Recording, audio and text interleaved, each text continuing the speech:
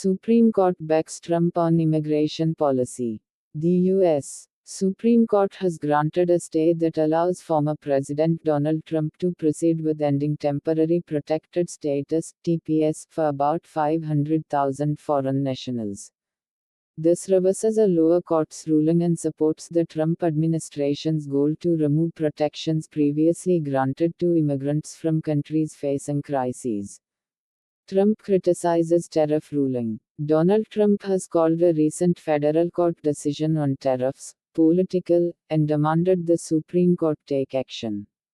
He also criticized the Federalist Society's judicial influence, arguing that such rulings hurt American economic interests. Defense Intelligence Agency employee arrested. An IT specialist employed by the Defense Intelligence Agency in Virginia was arrested after allegedly attempting to provide classified information to a foreign government. The Department of Justice said the arrest happened during an undercover FBI operation, raising new concerns about internal national security risks. Biden administration's energy regulations under fire. Former Trump Energy Secretary Chris Wright has compared President Biden's energy regulations to those in North Korea. Wright claims that current policies are harming Alaska's energy sector and undermining U.S. energy independence. FBI vows transparency on Trump assassination attempt.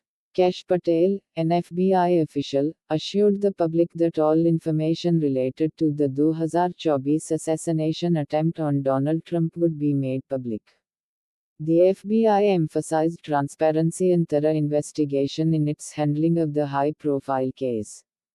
Fox News dominates May viewership ratings.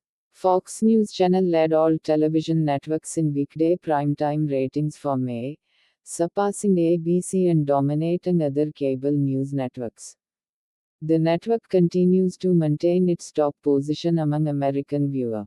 Senator Rand Paul supports health agency reform. Senator Rand Paul has voiced strong support for Robert F. Kennedy Jr.'s plan to reform health agencies like the CDC and FDA. Paul described the current state of these agencies as corrupt, and emphasized the need to make America healthy again. House Republicans push for Iraq sanctions. House Republicans are calling for tough sanctions on Iraq, citing its increasing alignment with Iran. Lawmakers argue that the U.S. should apply maximum pressure and reduce military aid to Baghdad to curb Iranian influence in the region.